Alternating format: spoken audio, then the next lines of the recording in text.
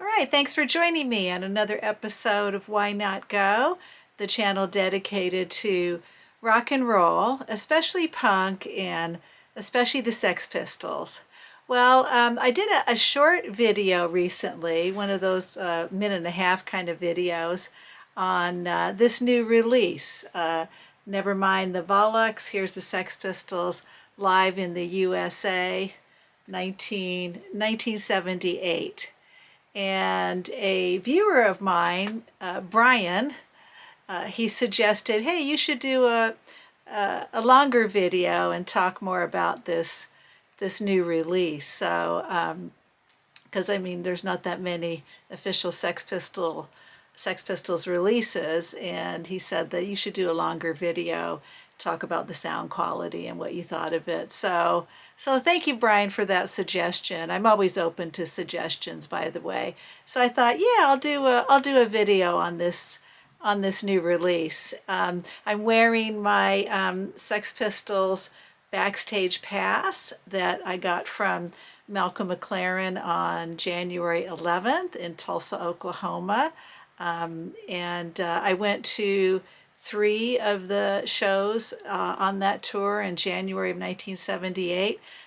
They did 7 shows, and starting in Atlanta and ending in San Francisco. And I went to over 12 days, and I went to 3 out of the 7. So wish I went to more, but I'm happy I went to 3. And I have 3 videos on the tour. The first one was, I titled it, I Follow the Sex Pistols on Tour, and I uploaded that about a year and a half ago. And it was, yeah, it was an exciting time in music, and very exciting for me. I went to the 2 of the Texas shows, which were, very notorious, very, I guess, infamous.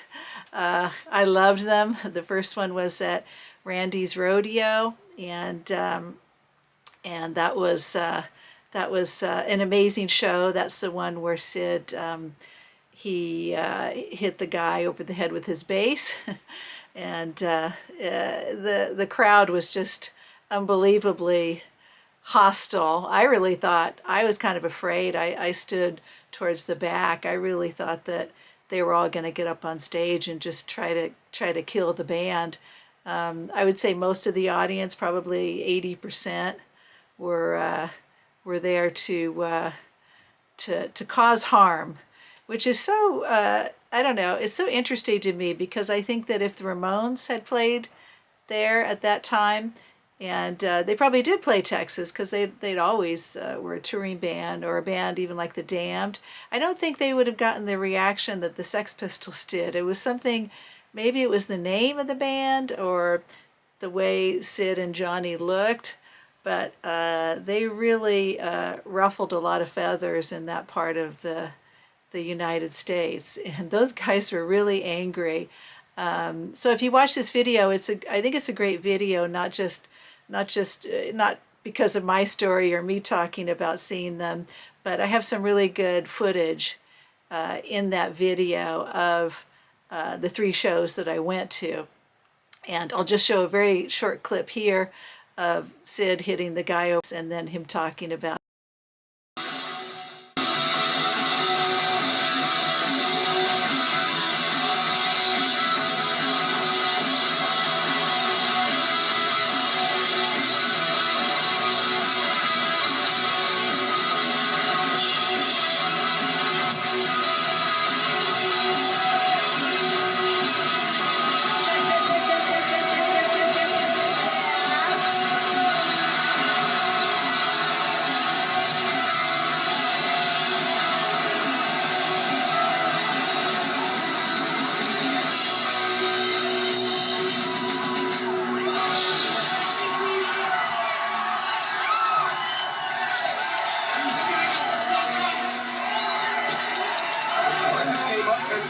the bass player because I knew that he knew that I meant physical harm.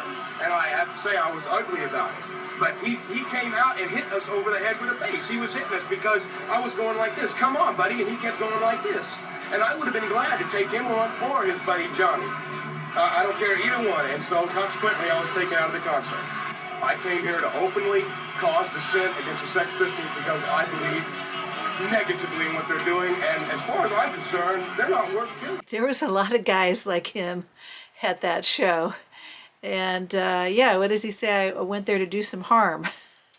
So yeah, that was a wild show. It was crazy. It was great. Johnny was fantastic. He came out wearing the cowboy shirt where they show the naked cowboys. I'm sure he did that on purpose. And I'll always remember him coming out and saying something like, "I think we got some real men out here." So he was you know, poking fun at them, and they were getting more and more upset. But I'm just glad that the band didn't get attacked because I really thought they would. And then the second show I went to was the Longhorn Ballroom, and that show is on this CD set, and that was a great show too. Malcolm got us in for free because he had seen us at the previous show, and that was the show. It's another infamous show because that's the show where Sid got all bloody, and again, it was probably, I would say, another 80% at least that were there to yell at them. I remember I was standing around some guys that were just yelling stuff like, you know, "You guys suck," and play something you all know, and throwing stuff at them. And but yeah, Sid got all bloody. Apparently a girl headbutted him or hit him. There was a few fans there. There were a couple girls from LA, like myself and my friend Sue. But it was most of the people there were there to hate the band. And then the last show I went to was the one where Malcolm gave me this backstage pass. And yeah, I was just thinking I could go to maybe one of the upcoming American shows and say, "Hey, can I get in for free? I have a backstage pass. Malcolm signed it." So, but yeah, we were standing outside Kane's Ballroom, and he came up to me and said, "You girls are following us." And he gave us backstage passes, and we went to the sound check. It was amazing and great show in Tulsa. The crowd there wasn't hostile at all. They really liked the band. And afterwards we chatted with Steve and Paul, who were just wonderful, so sweet, so nice. And Sid walked by very briefly, and he was with a transvestite person, and Johnny I didn't meet at that show. He didn't come out, but anyway, I have that in a video with some great live footage. And then the other video I have on the tour is a video where I follow this book, which is really good, 12 Days on the Road with the Sex Pistols.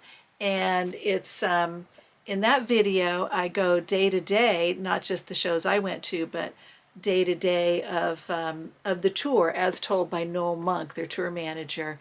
And we've got lots of photos in that video as well. And yeah, it's very detailed. I mean, he kind of was around Sid the whole tour, trying to help him, trying to get him methadone. And so I have that video. And then the third video I have is on the opening bands at their last show, January 14th, the Nuns and the Avengers, who I think were great bands in their own right. And it's amazing that on that last date you saw, you know, not just the Sex Pistols, but two other, you know, really good bands for $3.50. That was the cost of the tickets for the whole tour. Okay, so on to the new release, Live in the USA, 1978.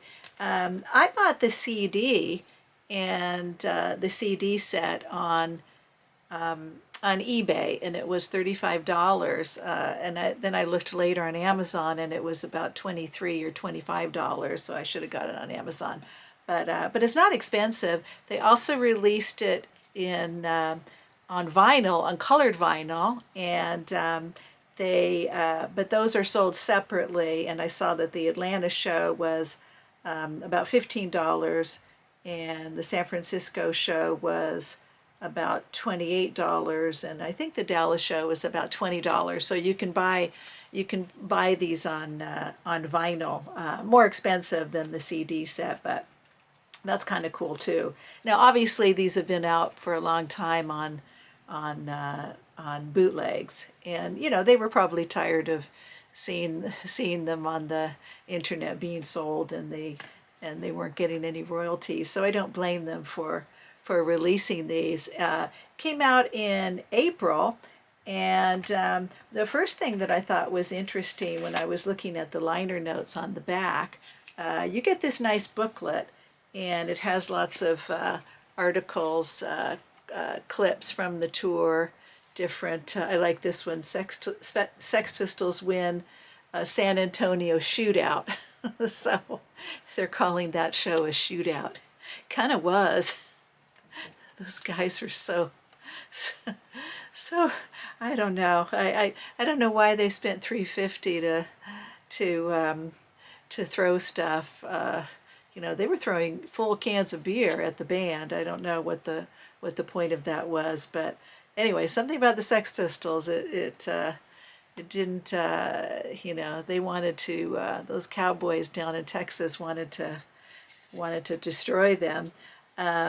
But anyway, you get this nice booklet, and it has clippings in it, just clippings of articles that came out when they came to America, and a couple tickets, pictures of tickets.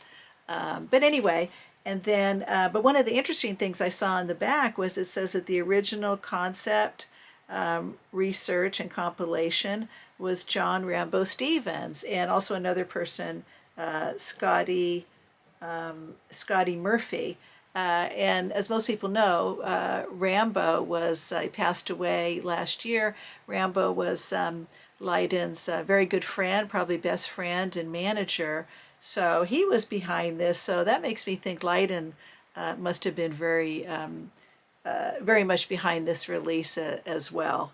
And then the other thing I wanted to mention was the Andy Biddle, who is a viewer of mine, and I consider a friend of mine now.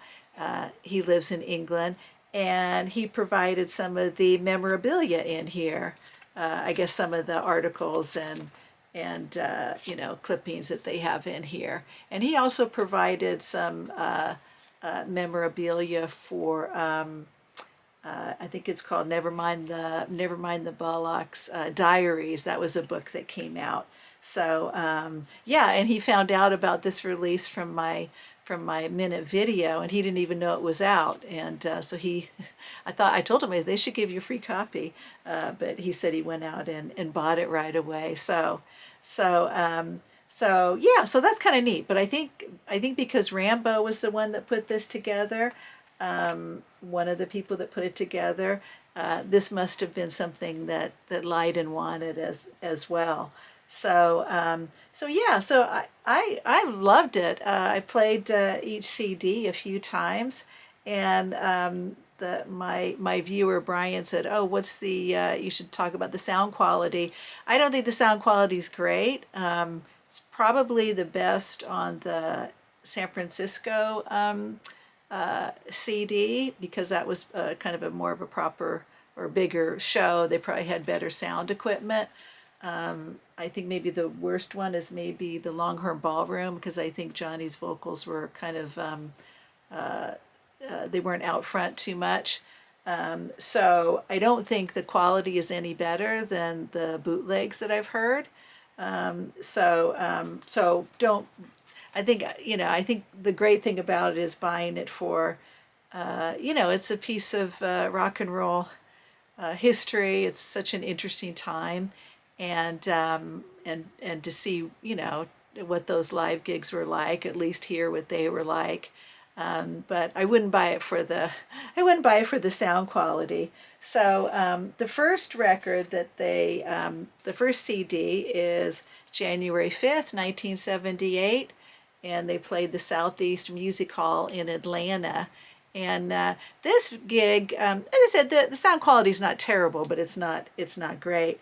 But this gig sounds really good, and I hadn't heard it before, and the crowd sounds really into it. And it's funny, some of the comments. I think one of the great things about this release is that you hear not just what the band sounds like, but you hear their comments at the audience. And Johnny says at first, we came to dance, and then and then he says, Sid says, "You don't look like a bunch of farmers." And then Johnny says, "I thought you were a bunch of cowboys down here." So they were expecting the crowd to be like cowboys. But the Cowboys are waiting for him in Texas, but they weren't in Atlanta. And this was a small show. It was only 500 capacity, and it sold out, of course. And but it sounds like it was a great show. They sound like they were on fire. They did. I just like the comments. Some of the comments he has towards the audience are really funny. I like he says something like, "Oh, we know you don't have to stare at us. We know we're ugly." And I guess people were just staring at him. But I think one of the most interesting things about this gig is that the crowd really was really like loving them. You can tell, and they didn't do an encore, and I don't know why. The crowd was yelling more, more, more. Maybe the venue had to close down at that point, and then they catch an audience member saying, it's so great. And he does have a southern accent. He says, "I don't know what to say." He says, "I was blown away, man. I was blown away." And yeah, I thought that was a cool comment that was caught on the microphone. This person saying, "I was blown away, man. I was blown away." And he was probably disappointed they didn't do an encore, but it sounds like the crowd really, really was into them. So that does sound like it was a great gig, and it's captured really, really well on this. So the next CD is the Longhorn Ballroom, and there's the picture there, and Steve wearing his cowboy hat. And that show it's interesting how the shows had different capacities. I go into that when I do the video based on his book, how different the capacity of the different venues were. Like the Atlanta venue, the first venue was 500 capacity, whereas San Francisco was 5,400 capacity. So over 10 times as big. So that's kind of interesting. The Longhorn Ballroom, the capacity there was 2,500. I don't think it was sold out. As I said, Malcolm, and it's in my, and I have links to all those three videos in the description. And as I said, Malcolm whisked us in, got us in for free. But it was crowded, but I don't think it was sold out. I want to say maybe 3/4 full. And but that was a bigger venue than Atlanta. That Longhorn Ballroom is 2,500 capacity, and this was a great gig. As I said before, it was the gig where Sid got all bloody, and I loved it. I thought the gig was fantastic, even with the guys throwing stuff at them. I think they took the cans away from them at this gig, whereas because they were throwing full cans at the Randy's Rodeo, but they were still throwing stuff like cups and I don't know, whatever they could. So and it was kind of weird for me anyway to listen to this show because I hadn't listened to it ever. So it really kind of brought me back to that moment. However many years ago it is, 47 years ago, I guess. I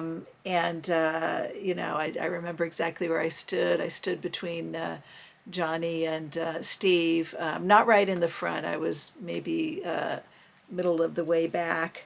Again, there was lots of guys throwing stuff, and but it was a great gig, and it was funny listening to the CD. I remember when Sid said, "Yeah, we're the best band in the world," and then he said, "Except the Eagles, they're better than us." And I still remember laughing with my friend Sue when he said that. I thought, "Oh God, he's so funny." Oh God. But yeah, the vocals aren't that good on this CD. They kind of are a little bit buried in the mix. But I thought it was great. It really captured, you know, I don't know, it really captured the night. And even though, I mean, there was a lot of people there that didn't like the band and went there to throw stuff at them and yell at them, I would say there still was maybe like 20-25% of the people were into them. And everybody and people were asking for an encore, and they did do an encore. They did No Fun. And Steve, he said, and I remember this. He said, "You must be mad to want more of us." I thought that was funny. But that was a great gig. I really enjoyed that gig. And then the last CD is the Winterland. And this is funny. A viewer of mine pointed that out. That picture there is not from Winterland. It's actually taken, I think, in December of '77 in Scandinavia. I think that's where my viewer said that it was taken. So, but anyway, January 14th. It was obviously their last show, and again, that was a big venue, 5,400. Capacity. I think that the sound quality is pretty good on this one. The only thing that and I've heard this concert before. It sounds like Johnny's having trouble with his monitor, and then Steve's guitar goes out. Their first song was "God Save the Queen" on this tour, so and Steve's guitar goes out. But it was funny, when his guitar goes out, you really can hear Sid's bass playing. His bass playing sounds good, I think. I thought it sounded, I don't know, I thought it sounded great. And you can really hear it at this gig because I think during Liar too, Steve's guitar goes out, and you can really hear Sid's bass playing. But yeah, this is a great gig. I thought they all sounded great, and they look great. Johnny looks great, all in the leather outfit. In Noel Monk's book on the tour, he didn't like this gig. He thought they were kind of lackluster. He liked the Texas gigs, I think, because they were so crazy, and there was an energy with those Texas gigs because the audience was hating them, and that kind of fired up the band even more. And they were incredible. But I don't know.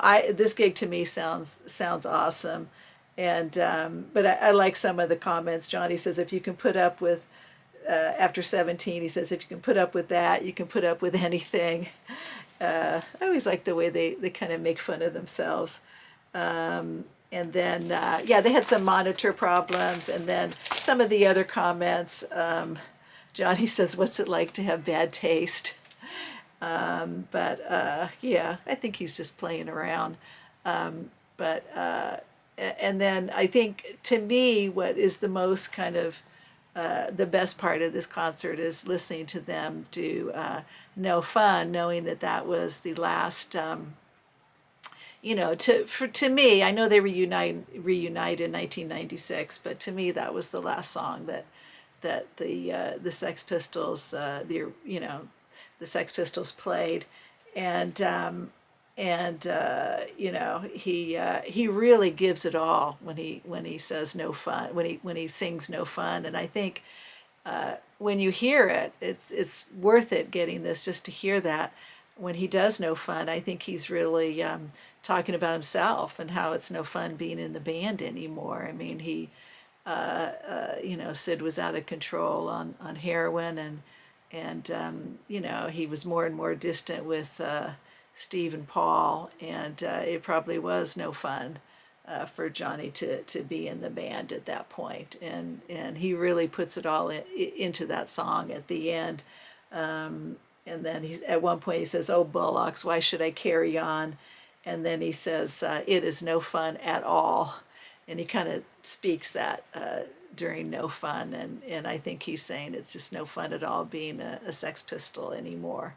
I don't know, maybe because I know that they broke up the next day, but it sounds like he's just, fed up. And then, of course, after at the end of the song, it's the famous line, ever got the feeling you've been cheated, and then he says good night, and that was it. But the concert itself sounded, just great. I thought they were all on fire, especially Johnny. His vocals were just so powerful during this whole tour, and yeah. So I think, you know, would I buy this? Yeah, sure, I would. I did buy it, but I think, if you've already have bootlegs of these three concerts, maybe not, because I don't think the sound quality is going to be better than the bootlegs that are out. But if you don't have all these three concerts, and you're